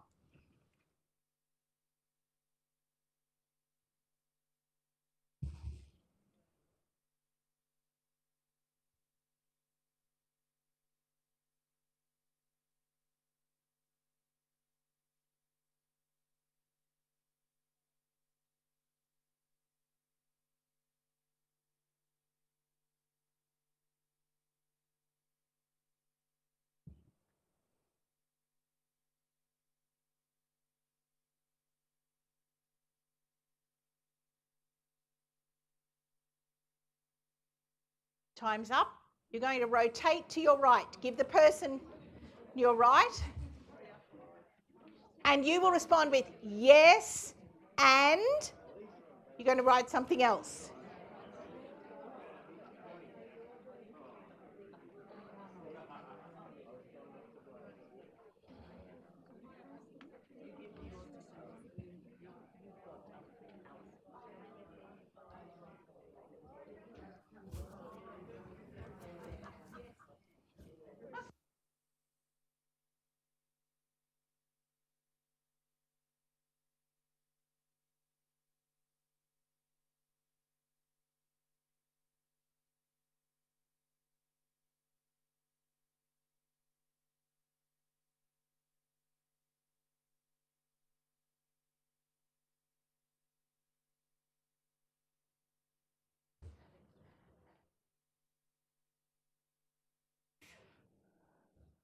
Ready to rotate to your right?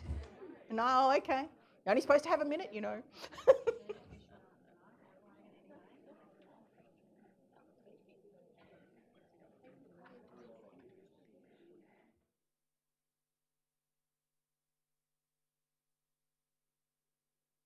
Okay, rotate. Yes, and.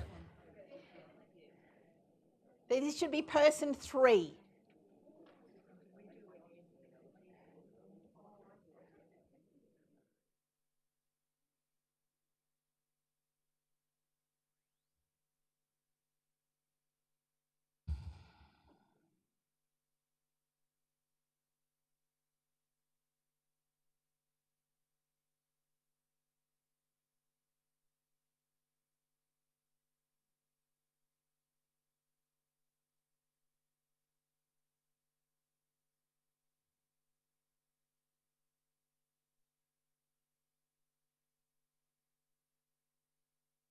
Final rotate. Yes, and.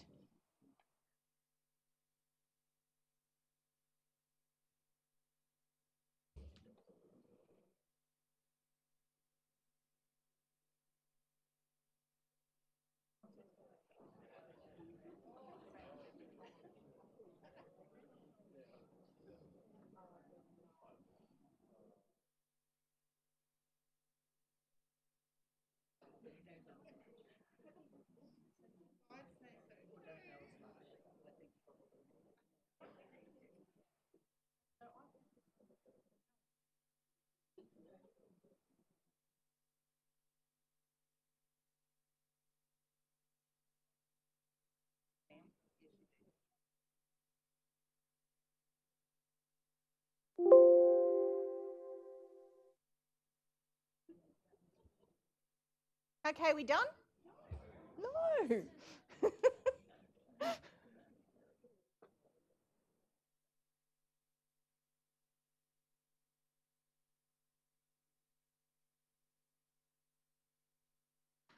I've asked a couple of groups to read theirs out just to get you started. Oh, yes. Can I go to this group here? Yep. You're nearly done? Okay. Okay. Okay.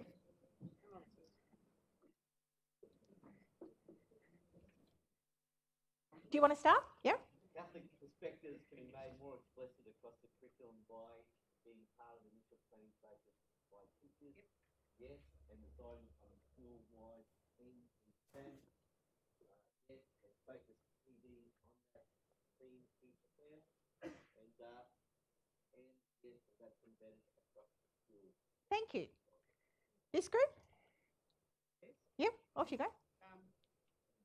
Catholic perspectives can be made more explicit across the curriculum by breaking open one principle of CST across the whole curriculum each year, and by using the injection model, it will be essential to check how effectively this works with knowledge, skill, understanding and wisdom, and engaging in meaningful dialogue about it. Thank you. Someone else on this side of the room? Their group? Anyone? Thank you.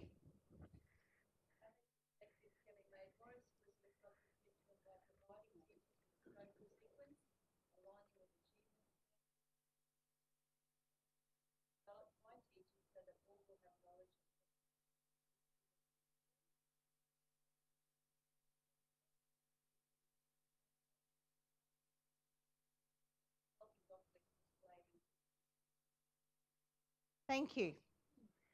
So one of the challenges put out to us by the Congregation for Catholic Education is, what are we doing about the general curriculum? The general curriculum is not values neutral. So what is it that we bring from a Catholic perspective to the general curriculum, and how do we make that explicit in the teaching for all teachers and for all students? And in our research around this space, what we found was, when we surveyed Queensland teachers, and some of you would have filled this out, is that your generation of teachers are quite aware of it. Teachers who are early career teachers are not aware of a Catholic perspective much at all. and don't really know what to do about it, that it is a generational thing. Right? And so if we're going to have sustainability of Catholic education into the future, we've got to start to make this more explicit and how we do that. I'm happy, as I said before, to send you the PowerPoint. So my email address is up there and I will send it to Diane and she'll have it. But if anyone wants it by this afternoon, just pop me an email and I'll send it through to you. Thanks, everyone.